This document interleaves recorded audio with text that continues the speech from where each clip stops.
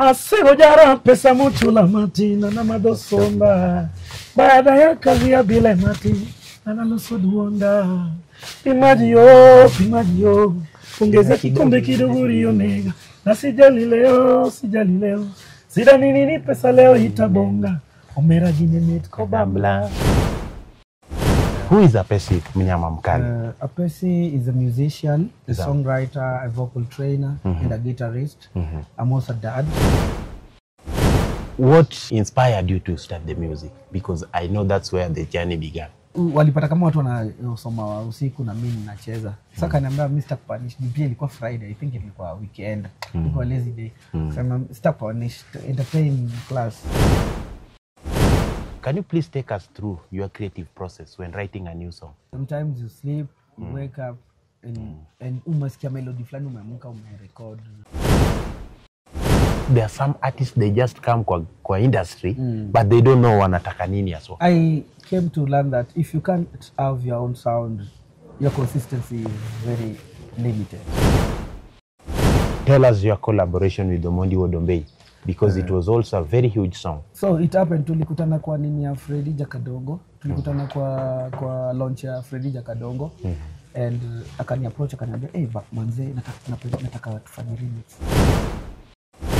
Apesi udonya timalero gwande mora. Udo kinyonya tinilero gwande mora. Cinderella chunto chwako chai.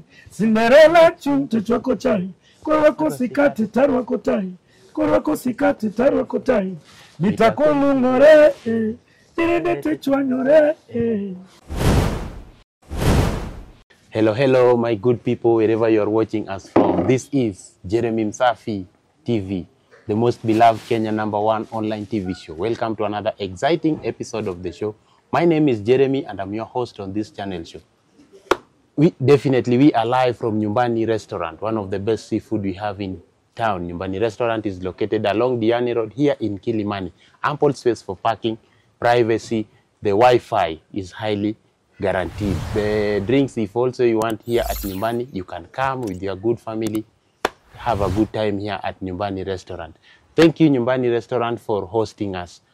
Today's episode, I'm greatly honored to host a good friend of mine, a brother, a musician that I've known for a very long time, all the way from Obunga to the world. Ladies and gentlemen, show your love to the one and only sensational Apesi Mnyama Mkali. Niaje? You are the only artist in East Africa mwenye ako na slogan yani iko tofauti sana. Umejua vitu zangu zinakuanga very unique. Hata ukiangalia jina yangu very unique. Yeah, Apesi. Ukiangalia venye navaa is very unique. Sivai tu kama ninavaa kama Apesi. Na umekaa yani si changamuke ile tunaonanga kwa stage. Inakaa. Inakam. How are you, bro? Yeah, I'm good. Good to see you, man. Good to see you too, bro. It's been a long time, manze. It's been a long. Mjua tumejuana na wewe tukiwa high school, manze. Back then.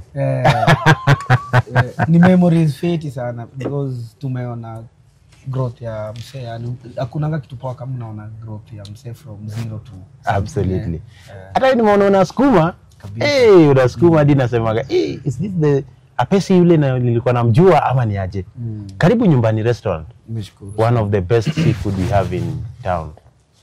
Good place. This is my first time here. It's your first time. Like ambience yake sana. It's a very cool place. You can come and enjoy the meals. The meals are so amazing. Here watu wengi wanakujanga hapa the nini. That taste of the feedback. Mnyama Mkali. I've been seeing you pushing your brand. Actually, it is one thing that I learned from you personally.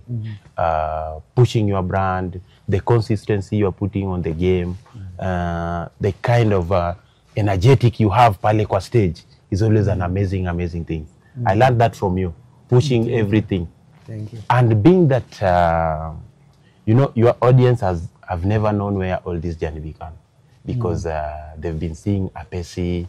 Apesi today is this side, Apesi, you know, you've been trending all along, by the way, but they've never known that where all this journey began, who is Apesi, at what point did your career took a different direction. Being that today we are here and we want you to open up, and tell us who is Apesi, where was Apesi born and bred. Up to that point, safari imekuaje mpaka Apesi sasa amekuwa brand, anaperform hadi Europe. You understand? Yeah. Who is Apesi Mnyama Mkali? Apesi is a musician, a songwriter, a vocal trainer, and a guitarist. I'm also a dad. Niko na mtu mmoja anaitwa Anaya. And jani yangu ni exciting sana because when I started before music, kwanza niko born and raised in Kisumu. Nilizaliwa Russia. Hapo Russia Hospital. Kisumu. Big shout out to Kisumu. Big shout out to au manasi na madaktari wenye walinisaidia nikakuwa delivered vifiti. So nimekuwa born and raised in Kisumu. Mtaa inaitwa Bunga. And nime stay na nyanyangu. Almost my better part nime stay na nyanyangu mpaka almost 10 na 13 years. Then I joined my parents walikuwa Eldoret. LD. So nikawa join Eldoret nikasoma shule inaitwa Eldorok Academy. Eldorok Academy iko Eldoret. Tukatoka hapo Mbuya akapewa transfer to Kisumu. Tukakuja Kisumu. Kisumu nikajoin shule inaitwa Kudo Primary. Kudo Primary. Kudo Primary umejua ni shule ya wazito, yani ukiangalia Olanga Luoch watu wengi wametoka Kudo Primary. True. And nikatoka Kudo Primary class 4 nikaenda Migosi Primary. Kaenda Migosi Primary. Migosi Primary nikamaliza Migosi Primary. Nikaenda Kisumu Day High School, New Day. Kisumu Day Wi-Fi and Tata, the only college that is a secondary, that is a high school So jani yangu ya muziki ilianza vifani because before shule kwa church tu zile za praise and worship but nilikuwa naimba, sikujua naweza imba, nilikuwa na like watu naimba tu, sikuwa interested in music that much. Naona though I loved music, I used to listen to different kinds of genres, benga. I used to listen to when nilikuwa stay na nyanyangu, babu yangu alipenda kusikia benga sana. Akina Joji Dume, Musa Juma, unaona? Opio Bilongo, Kabase. Yani nakwambia nilipenda tu kusikia muziki tu. Na sikujua naweza imba. So kwa chache kidogo then high school, so to realize naweza imba sasa get high school. Nilijua sasa high school kwamba naweza imba. And ili happen vifani enough because mimi nilikuwa nafanya stand up comedy, sikuwa naimba. Mimi ni noma comedy mbaya. Nilikuwa nafanya stand up comedy na drama. But now so ili happen by default. Nilipatwa na makosa na Prince Kisumu Day High School. So nile design tulikuwa borders and walipata kama watu wanasoma usiku na mimi nacheza. Sasa kaniambia Mr. Punish, pia ilikuwa Friday, I think ilikuwa weekend. Ilikuwa lazy day. Sasa Mr. Punish entertain class. Na unajua mimi nilikuwa wananijua kama comedy, nikasema acha nifanye kitu new. So I sang na nilimba kidogo kama ni mapenzi ya kuniudhi kila saa, ya kunifanya mimi kulia. The time hiyo song ilikuwa imetoka kabisa. And nikaifanya na watu wakaniambia manzi unaweza imba nini. So ile support watu pia kanipot paka nikaingia kwa kwaya. Nikapiga kwaya, tukafanya kwaya kiasi, nikabalance kwaya na drama kidogo. So when nilimaliza high school nilikuwa na wako company fulani ya samaki. So excuse me before tuingie hapo mambo na samaki because hata mimi ni mvuvi hodari, najua kuvua samaki. Unanielewa? So Apesi was born in Kisumu, Russia. Went to school in Kisumu Day. After first of all went to Kudo Primary School. I know the place. I know. Then eventually ukakuja Kisumu Day. So what inspired you to start the music? Because I know that's where the journey began. Because at what point did you come to realize sasa mimi mimi na muziki tunaweza enda pamoja. Ndio nilikuwa nakuexplainia from high school. Yeah. I joined nili work kwa company fulani inaitwa Seafood uko Sabuni Road. So kwa company hiyo kiasi for almost 6 months because hiyo time nongoja result nini. Tulikuwa tumechangamuka, tulianza kujua kutafuta pesa mapema. When was it? 20? Ilikuwa 2013. 2013 is when you start for your KCSE. Yeah. Yeah, because mimi nilikuja nikasa 2014. Yeah. And that's the way I was seeing you. So after hiyo high school nikaingia kwa hiyo factory nikawork kiasi and then I joined Janico Creative Minds. It's a collection of artists, different artists doing spoken word, music, dance. So msema alileta kwa hiyo group alikuwa anaitwa Janabi, yeye ni poet. Yeye ndiye alinileta kwa hiyo group. So kulikuwa na different artists, kulikuwa na MC, kulikuwa na yani Nyulo, tulikuwa watu wengi kwa before Nyulo kwanza. Tulikuwa tuna rehearse, alafu tunafanya shows every Friday, free of charge. Tuna rehearse from Monday to Friday evening tunafanya kitu inaitwa Poetica. Before Poetica ilikuwa tu ni show without Janico Creative Minds. Ilikuwa tu ya Janico Creative Minds. Then later tukajoiniwa na wasanii fulani which is Alan na Alex. Tukajoin na team inaitwa The CBK Music. Which ilikuwa manage na Talent Industry. Mwenye Bovins alikuwa the manager. Ndio alikuwa na manage in time. So tukaanza muziki tukifanya sasa ile tunaanza sasa kurecord because we used to do covers. Before tufanye zetu I used to sing other people's songs.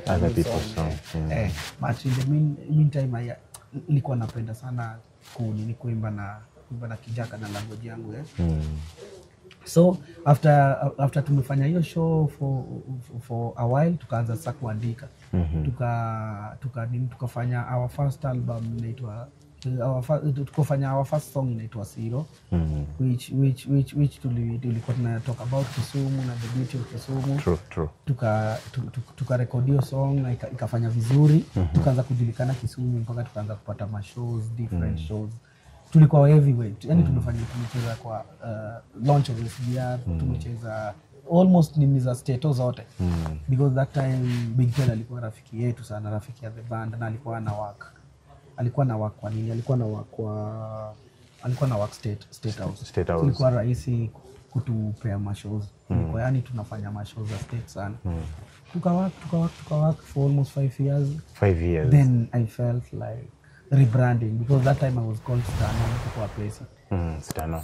So I decided to rebrand. Kulikuwa na many factors ilifanya tukaacha band because band ilikuwa inadupoa. Kwanza hiyo time sasa tulikuwa tuko poa sana. But ilifika a lot of challenges, a lot of factors. Ilifanya kama mwanzo acha nianze kitu yangu. Your own now brand now. Nianze tu my own empire, ni create tu empire yangu inaitwa Wakani Entertainment. Ni create nijilipie vitu because by that time tulikuwa tunalipiwa audios, videos. By who? By the management, Talent Industry. Bovins Ochinga alikuwa the manager. Big shout out to the manager Bovins Ochinga kwa kushikilia vijana wetu. Now Apesi is now ule mtu ulimtransform. So in the process tukiwa kwa Talent Industry I was learning a lot. Nilikuwa najifunza vitu mingi. Tukimit na ma artists na learn one or two. True.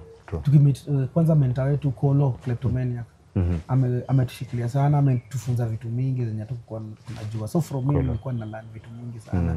Najua kumbe artist unaweza kuwa tu ni artist but kuna tool wewe ni talent. Unaweza kuwa artist na umeandika wasee. Unaandika manager, unaandika wasee wako, wasee wenye wana keep the brand because Apesi is only the face of the brand. But kuna watu wanafanya kazi behind Apesi. Hey! Ladies and gentlemen, the show today is lit because we have the superstar himself, Apesi Mnyama Mkali. Apesi, tell them bana, waangushie kakitu wajue ni nani yako in the building. Asero jara pesa muchula matina na madosomba. Baada ya kazi ya bile mati, analoso duonda. Pimaji yo, ongeza kikombe kidogo rione. Na sijali leo, sida nini pesa leo itabonga. Omera gini meet ko bambla. Hey! Omera gini meet ko bambla. I'm telling you, gini meet ko bambla. If you don't know Apesi song, go to YouTube, tafuta ngoma za Apesi. You will really enjoy. Apesi mnyama mkali. You have been in the game. You've been pushing your music. We've been seeing you how consistent.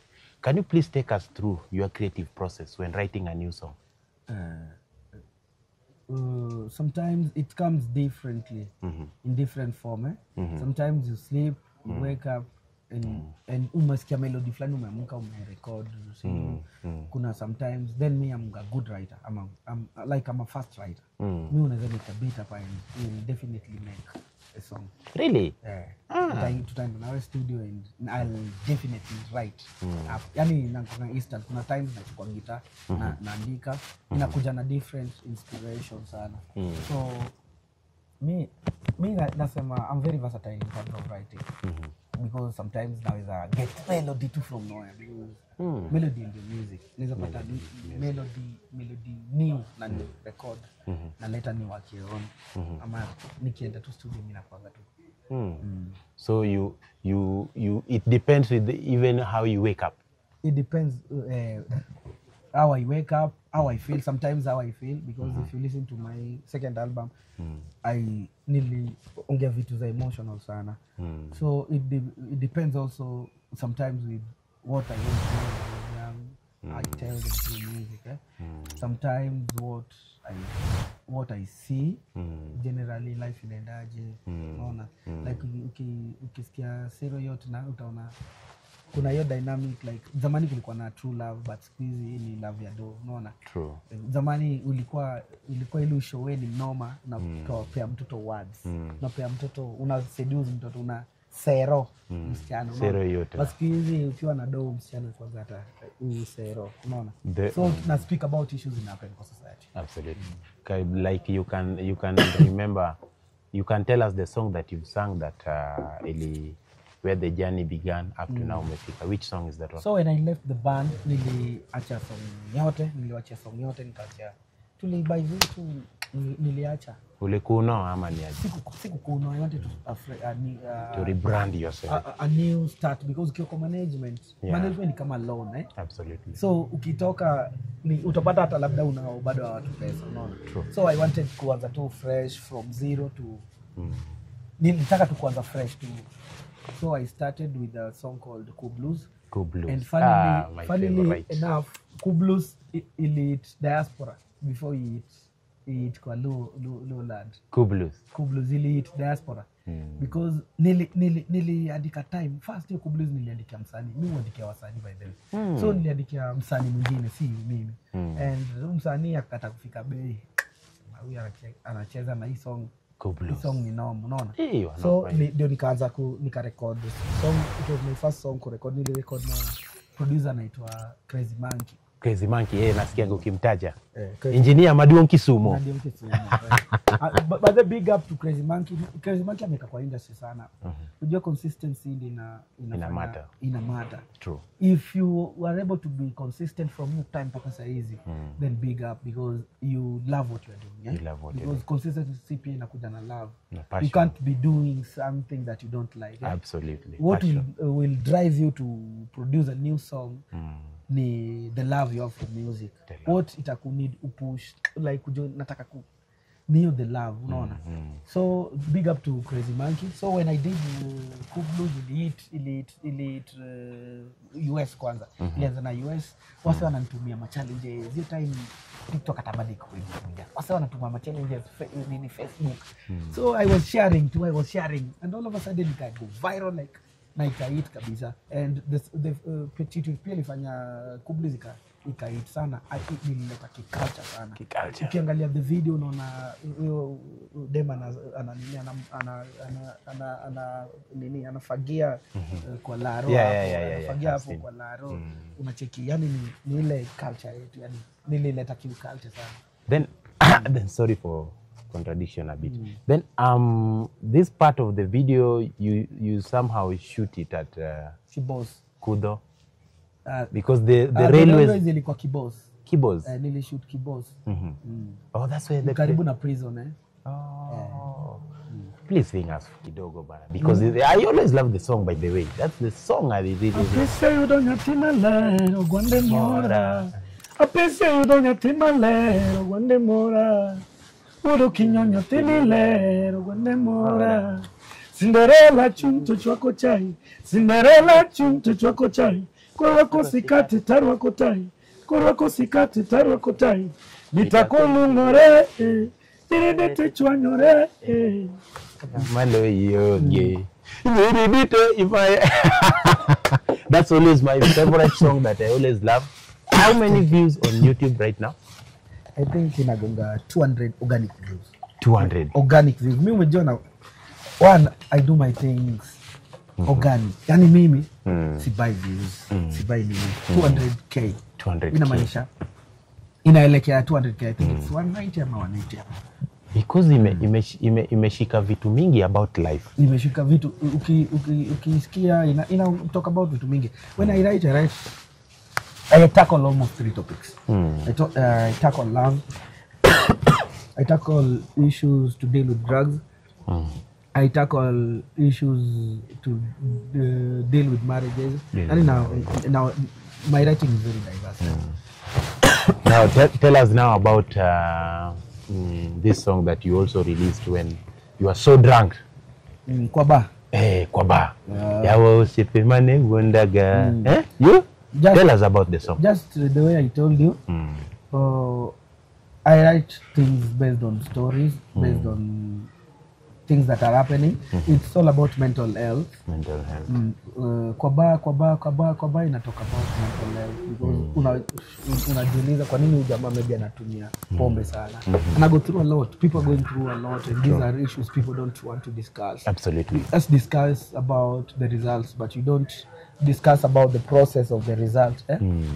You find pengine mapenzi ndio namfanya analewa hivi. Analewa, stress, maybe depression, pengine ame lose job ama pengine hawezi afford rent, hawezi afford fee ya mtoi, unaona. Ana end up kuwa depressed. Na pengine pia ni lifestyle mbaya, because tuko na lifestyle poa na lifestyle mbaya. Unaweza ingia kwa lifestyle ya pombe.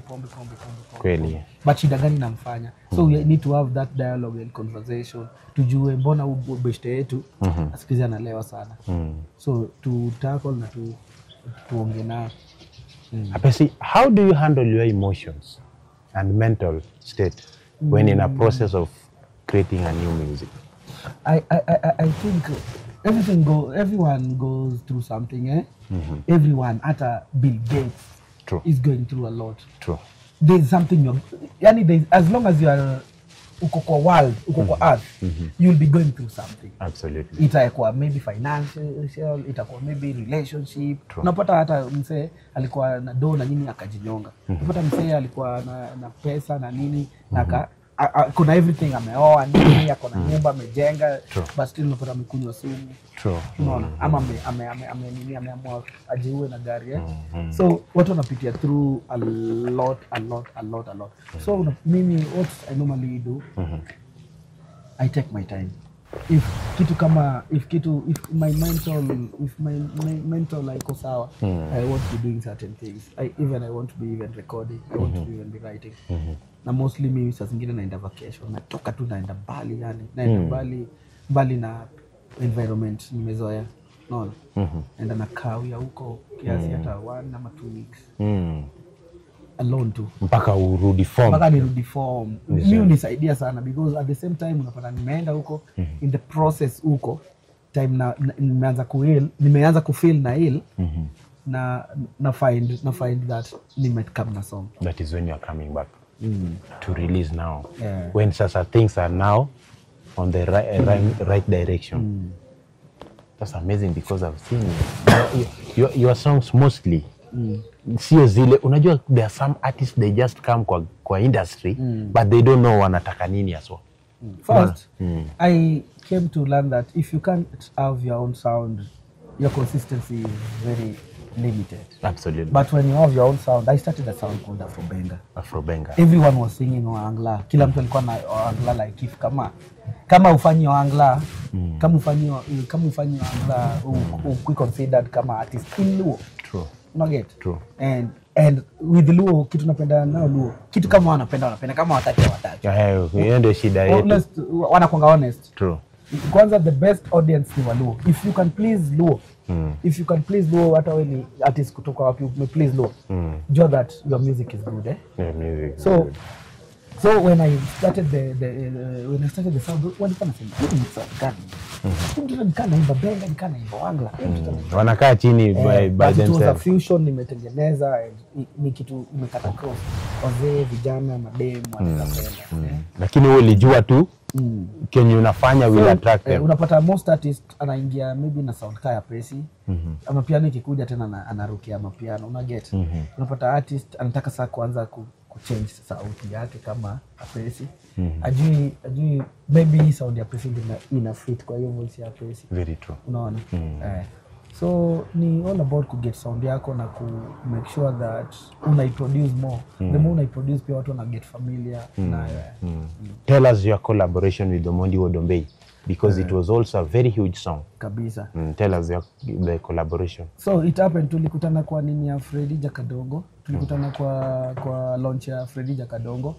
And akani approach akaniambia, "Hey, manze nataka tufanye remix na wewe." Excuse, he's the one who approached you? Is the one who approached me na producer anaitwa Jeff Nyataka, because Jeff na nimemjua from kitambo. Yeah. In fact mimi nilikuwa first artist ku record before aanze ku record hata watu wa Oangla. Unaona? Alikuwa kwa part kwa album yangu ya kwanza alikuwa hapo. So when Jeff told me that, see kesho kuja because nilikuwa nimetoka Nairobi event fulani nikakuja Kisumu kufanya event fulani. Ilikuwa ni event ya nini, event ya Yugis. Nikamaliza Yugis nikakuja kusupport Freddy Jakadongo. So that's in Kisumu. That's in Kisumu. Na Omondi kaniambia bana, I would love us to do the collaboration. The remix. Actually aliniambia I want to do the remix with you. Kamwambia okay. You don't want something new? No, I want that remix. It's okay. Then to meet kwa studio. Kamwambia you write on studio ama nikutumie? Nikamwambia pana. Wewe to meet kwa studio. Ukamwambia hivyo? To meet kwa studio. So when he played the beat, Jeff aliplay the beat nikamwambia. Hii ni noma sana. Ni kali. And akafanya part yake ikatoka fiti sana. Then I decided, because alikuwa anatoka about Zero Tech. Then I said, why don't I say Zero Yacht? Zero Yacht na but Jo Mani Geche Nyakao, lakini anatoka taka ya Gikao. And Zero Yacht na aonge problem, you know. Apesa goyo doze. And when we teased it, because when we teased it, it went viral. Because tulitiz na verse yangu. Apesi yangu yo dos, asero nyako maunge pesa. Challenges TikTok hapo. Yapini achwada wax. Almost 10,000 challenges. Wamefanya challenge hapo yani. So si tuka release song.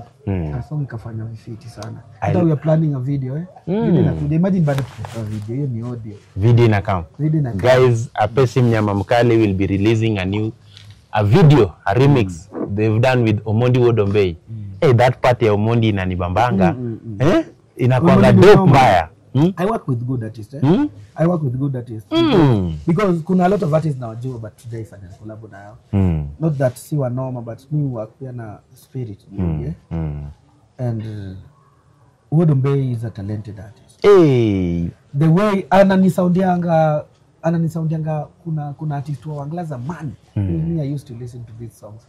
Ananisoundianga, so nikimsikia na ona wewe yani na feel hiyo analeta hiyo ile unnatural ya nini ya Oangla. Omondi Wodombey is a great artist, and I think we will work with him more. I love his part that says Ateri bayo, ateri chamongege. That song bana inakuage na ni drive crazy. Ni song inafuna sikia tu ukiwa huko kwa beach, ukivaa kinyasa na unakunywa kajivo kidogo. Inafurahia sana. So what do you consider while doing a collaboration with a different artist? What do you normally consider ndio useme let me now do a collaboration with this guy? I think it's energy, eh? Energy. Venye nimekwambia mimi mabest artist wengi. Wengi. Mimi yani name any list artist. They are my friends. Sometimes tuko kwa process ya kuwrite. Tunakuwa tunaambia simba hivi, imba hivi. Hii melody si hivi. Hii melody hii melody ni ya mtu. Tupige melody nyingine. Tupige melody nyingine. So I've worked with a lot of artists differently in terms of writing nini, but sasa kwa kuna msee inakonga pia energy. Na jua like energy yetu inaendana na pia time pia. Because pia tuna time pia. Hata yani kupata tujaipata na kuna wenye tunapatana kwa studio na tunafanya kitu. Kuna wenye tumekutana tu kwa studio tukafanya kitu. True. Then how important do you think social media has played a big role in your career? I think social media is the way to go, eh? Like right now I don't even need TV. We used to bribe TV. True. That's why unapata songs in TikTok. In TikTok ndio TV wanakutafuta. Unaingia.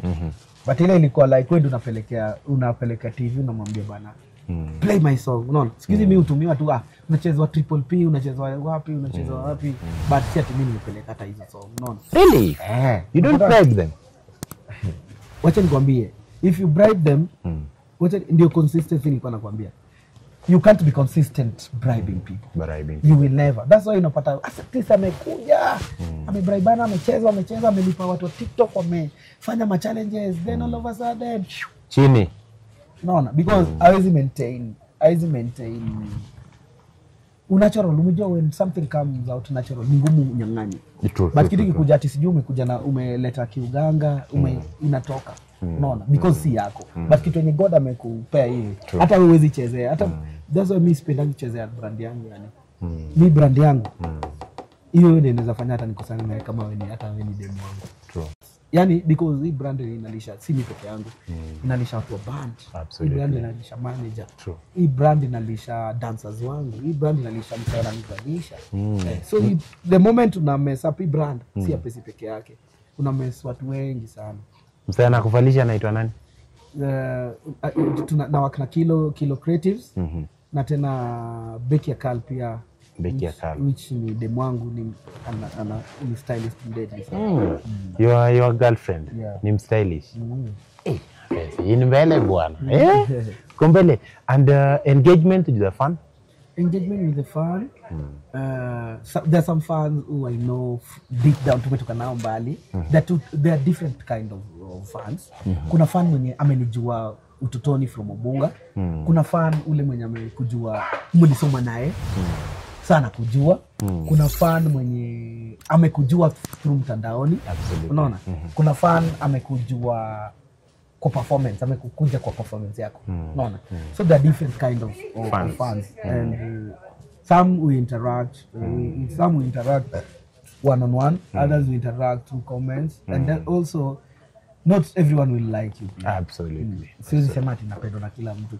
Kuna mtu anakuchukia na kuna kwanza when I remember when I left CBK and started Appreci, nilikuwa na enemies from top producers wa Kisumu, from top artists because waliniona mimi mtiaji, sijui kama unaniget. Waliniona kama mimi mtiaji, huyu jamaa anawezaje peke yake, get. And later and thank God most of them says ni mafan, yani hawezi jizuia, wanashtukia tu by default. Manzi yako ni fan wangu. By default jirani yako anacheza song yangu. By the way watu mkujia, kuna jamaa fulani anacheza song zako. So masubuhi weekend yote ni wewe ndiye anacheza. Mpaka ananicall. Hebu ongea na huyu jamaa. Ukisikia msee anakuambia maana, mbona pesi kweli napenda muziki yako na sijai kukusikia, sijai kukuona yani. Unaona? So kuna different kind of fans. There was actually this one brother is really win heart yangu sana. There's a time there was a concert that was happening at Safari Park, and I was invited with a good friend of mine. When I went there, you know, I had the DJ playing your song. Thank you. You know? Thank you. But then I said, wow, Appreci has really grown. Amefika hii level, yani songs zake zinachezwa. In fact, it was that Kublus Hey, Kubulus ili attract mimi ya wase wengi. There's a time nilienda wedding fulani, niliattend to wedding. Huko Ukambani, I think DJ John Falme was playing. And he played 2 of my songs nikasema. Huyu jamaa ameniona ama ndiye ameniona.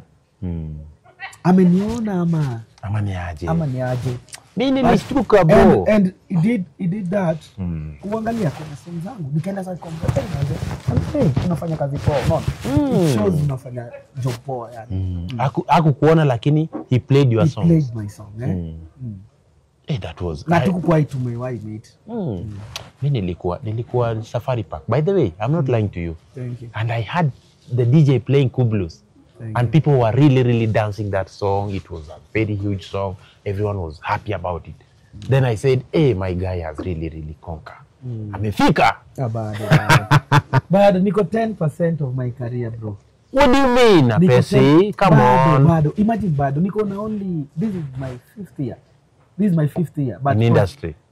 Not in industry. In Apesi, the brand. Apesi, the brand. Oh, you are a brand now. Na kumake jina umejua in 5 years ni ngumu utengeneze yetu in 5 years. Kuna ngumu. Wameitengeneza for so long but bado hajanini. Bado hajamake. But to me I feel there's a lot we need to learn because it's in the process bado na learn. Si ati najua kila kitu and mimi nafanya research. That's why hata nilibidi nimerudi shule kusomea muziki. No, you went back to school? Kusomea muziki. Because at first nilifanya film and script writing. Then sasa later nikarealize kuna apart from just music, kuna music business aspect. You have to know because si lazima tu kuna perform. Unaweza kuwa umekaa tu na unaingiza do zako through digital platforms, unaona? But unapata most artists wana release tu song, msee ana release song na mjomba mimi hata before niweke TikTok na kwa nikaweka Spotify. So ukitafuta utaipata Spotify. Ukienda nini utaipata mahali popote utaipata Spotify. Which inatengeneza do. No. At the end of the day unapata unaingiza do in different sources because artist unaweza kuwa unakula sources mingi. Unaweza kula adverts.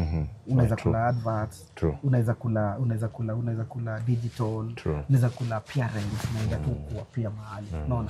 So watu wengi bado wajui music business. So unapata hata ana manager, unaona?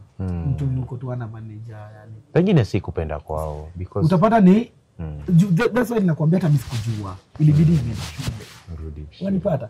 So na mimi upenda kufanya research. Like I want to be a better person every day. So ni lack of knowledge. That's why hata kwa hiyo Wakali Entertainment I think I'll be doing some workshops in terms of music management, music business, giving back to society. And there's a lot our artists, hata Kenyan artists mkubwa naona wengine nasema like umse bado tujaelewa. I think when wameelewa sana ni Nigeria wameelewa music business. Because when it comes to talent I don't think even hata Tanzania wanaweza tushinda. Ngumu. Si tuko talented. Kenya kuna talent. The fact that kitu mbaya tu ni vile our artists are running away from their culture. Everyone wants to sing amapiano ikikuja. Everyone anataka kuwa mbongo. Unaona? Msanii Mjaluo na naimba bongo. Unaniget? Like kuna venye identity. That's why hata tupati vitu kama Grammys. And let me tell you, I think the new generation hii inakuja kina Kelo Max, Costa nini. Sisi ndio tutakuwa tunaleta Grammys. Yani ni definite. If we be tukikuwa consistent na tukichange game na tukikuwa professional.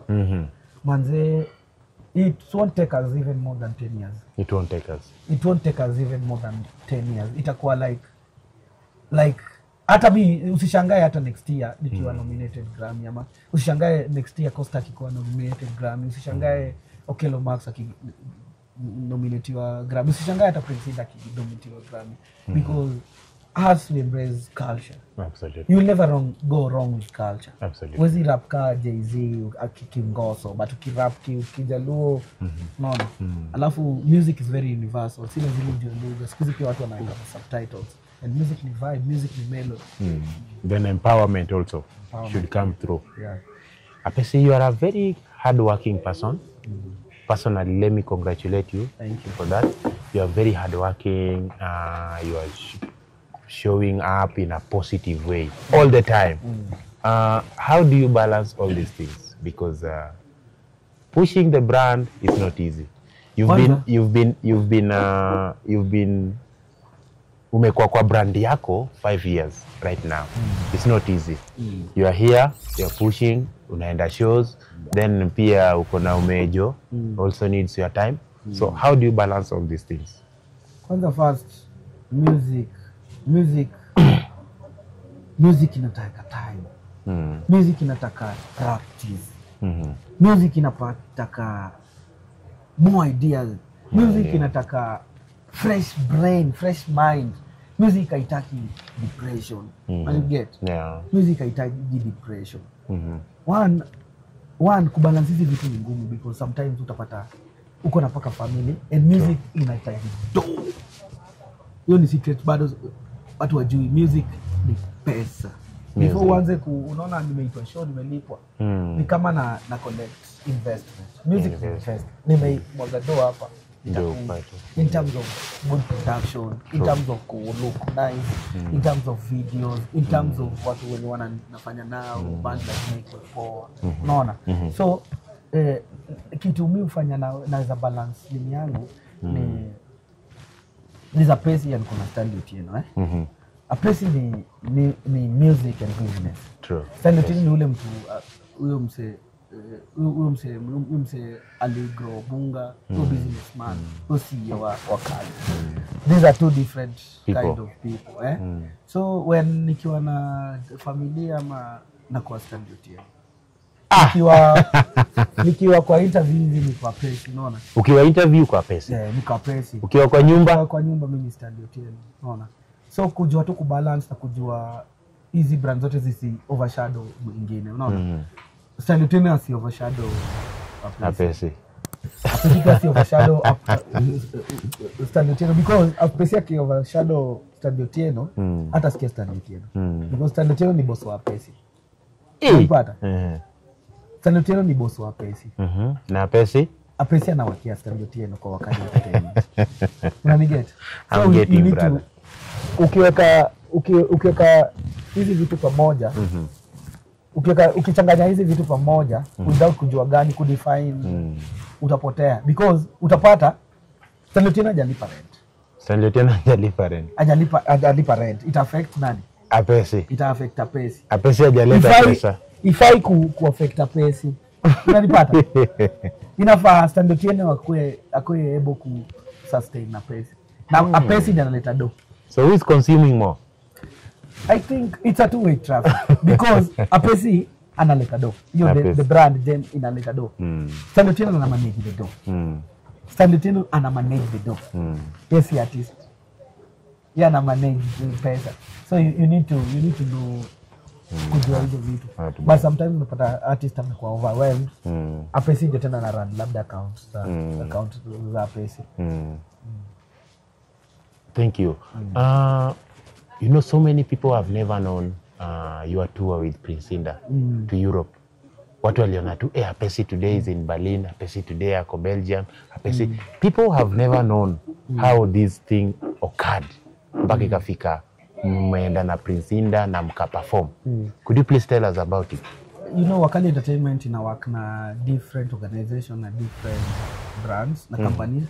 So kuna company inaitwa East African Sound, which iko Netherlands, and imekuwa ikileta artist from Kenya to Europe, and being Ari akupata Ari Sonute akupata East African Sound, akupata East African Sound kama partner wa Wakali Entertainment. Kuna DJ Eric Gava akupata of it. So ili happen that I came to know Harrison, nilikuja kujua Harrison, and ndio tukaanza kuwork in terms alikuwa artist before and the artist management, ndio anadupia artist booking na set more so management but support. Tumekuwa tukileta ma artist mostly tulianza na local languages. True. Tulianza na Wajaluo tukakuja Wakikuyu. Saizi bado tuko kwa Wakikuyu. I think tuna organize Wakamba. Mugithi. So basically tuna partner ile design wakali wanakuja East African sound inakuja. The first time walinileta Europe. Hiyo ni kwa 2021. 2021 during corona time. No, ilikuwa kama corona time imeshafika. Corona ilikuwa 2019 2020. Mtoto wangu amezaliwa during corona. So 2022, not 2021. Before election. Tulienda walinipeleka Majuu. Tulikuwa tuna work na Tarumbeta Africa. Tulikuwa tuna perform different schools, tena tuna perform watu wa diaspora, Wajaluo wenye wameishi huko diaspora. So tumekuwa tukifanya hivyo. Kwanza nilienda peke yangu, ya pili tukaenda na Kofi, alafu tukaenda na Freddy, alafu tukaenda na Kofi na Freddy. Then tukaenda na nini, tukaenda na Prince Inda. So ndio tukapanga tukaenda na Prince Inda. So saizi hata Kakatalanta na nani na Javan Makajudo wanaenda in this April, but me already nimekuwa booked huko. So lazima niwalize shows za huko. Oh, so it was something that was planned. It's planned. It's planned. But now sasa we've seen since then you guys are blending so well with Prince Inda. Prince Inda, nilijua Prince Inda kitambo sana, watu wajua. Nilimit Prince Inda nikifanya my first album kwa studio Wood Phoebe. And hiyo time alikuwa and then ndiye alikuwa ameanza, ametoka kwa Emma Sadi ameanza. Prince Inda akifanya album yake, I think ilikuwa ya kwanza. Hapo ndo tulijuana, hapo ndo tulimit. Akaniambia nimesikia hiyo nini yako Kublues. Napenda sana. Siku hizi unajua kuna sound bana. Neno Gidenino. The Doyen himself. So tulikuwa tumejuana, exchange contacts nini. Tulikuwa tukiongea. Then nika happen tukafanya kazi naye. And also he's a good artist, he's a great artist. Hey, that's a superstar on his own. Ukiona superstars wakikutana, definitely vitu tamu itatoka. The superstars. Definitely. Kuwakilisha mbaya. Muhimu sana. Na challenge uliface huko ukiwa huko Europe? By that time nilikuwa nishaenda Europe mara 4. Sasa kuna challenge. Labda niulize first time niliingia Europe. Pesa si kuna kwanga tu unaweza hata pengine kulala ama niaje. Bro. As in that's why nakwambia si tulikuwa tumepanga. Unaona challenge, naweza sema challenge, hizi challenge kama saa zingine umemiss flight ama mnamkia, yani mko na show labda Berlin na mnafaa kurudi Netherlands, Amsterdam. No. So inabidi umeenda tu kulala 1 hour tena mnapiga flight nyingine. Kama show ya Finland, I think tulitoka show ya ilikuwa ni Germany. Ilikuwa show ya Germany tukiingia Finland and hiyo kuamka, hiyo kurauka, inaweza sema hiyo ndio, hizo ndio challenges, kurauka nini. Weather na nishazoea mimi. Weather ilikuwa nishazoea. Lakini saying Jeremy ambia pesi kidogo atoe Digaga tuone macho kidogo. Ndio, nataka kuona macho ndio mimi. They my refresh, you can now see my refresh. Mnyama face yake ndio hii hapa. Usilie sana, alikuwa anasema utoe hiyo nini akuone kidogo. Apesi the funniest moment that has ever happened when you are on the stage. Yaani unaonanga tu hata wewe unacheka tu. Funniest moment? Kuna dema alikuja tu analia. So kwa mind yangu mmoja ukiwa kwa stage unakuwa uko in spirit uko in spirit so nashindwa udema analia like hii song nimemfanyia nini, so nikapoteza mpaka nini, ikabidi tu nimwangalie. Ilikuwa funny to me, ilikuwa funny at the same time ilikuwa so touching, emotional like is it me, mmoja unajiquestion, is it me ndio nafanya ama nikosea udem na kuja kwa chuo kujaribia nini. Unaget, yani vitu zinakonga yani unakuwa na minds mingi sana. It was weird at some point. That was the funniest moment. That was the funniest. So what did you do after she had already shown kind of emotion? Alimita kwa stage na nikamwaga. Only that? Akasema nini? Akasema ni fan, ni huge fan. But yeah, what What do you think people don't know about you? I'm an introvert. You're an introvert. I'm an introvert. But hii introvert yangu I think ina vary. Before nikujue siwezi nadhani uchange before nikujue nakuwa introvert. But tukishajuana then hiyo extrovert part yangu inakuwa. You know, I think that's the only thing. Alafu I'm a good tennis player. You play tennis? I play tennis. I think hizo ndio vitu watu wajui. Wajui about it. Really? You're a good tennis player? Nimecheza high school vizuri. Nimeanza primary nikacheza high school. But high school yenye ulikuwa bana Kisumu Day. Hiyo shuleni anacheza ball. Wanacheza mpaka saa hizi? Bado. Sisi umejua kitu poa na Kisumu Day, spirit ya Kisumu Day haishangi. That's why unaona narudi na wafunza drama, unaona? That's why unapata mimi urudi wafunza drama. Unaenda huko? Unaona wana progress. So unapata ma old school pia wenye walikuwa kwa football bado wanarudi huko. Yaani tuko na yuko ni mpaka tuko na group tuna discuss like watoto wajafanya vizuri exam. Tunafanya kufanya nini? Kisumu Day. Kitu unawapenda unapata msanii alifanya 20 what 2 what but you're still friends mkikutana mnakuwa na tuna vibe. Ya wajoka sagamo. Kuobe walose group yawa. To support our generation bana. Mnaendanga shule huko? Si urudi wa shule ni vile last year sasa nilikuwa sana nje ya country. But this year I think ndapitia. Tukumwamenta tunakuwajua because unajua sisi tumefanya drama for so long. Tumefanya drama for so long, tumeperform stages. Mimi drama nilianza by day primary. Drama but ilikuwa ni ile drama ya shule nini. But sasa professionally nimefanya na music. Una feel music na shule una feel music na drama pia. So ukienda Kisumu Days utaniambia bana. Sawa. I take my good friend Adibayo. You know Adibayo? Adibayo ni mtu wangu sana. Yeah, mtu wangu sana. Lawrence, sikuzi amechora tattoo mwili yote bana hadi nashinda. What's wrong with the boy? Adibayo ako sawa. A good footballer. Mjua Obunga ni home of talent. Absolutely. I don't know why Moso Ghetto kwa na talent. I don't know ni God sijui ni purpose tu ya God tu. Though hata kwa wababi pia watu wanakuwa na talent but I don't know. I think it's the only we don't have a lot of options. We have it's either kama si education, which education I work squeeze.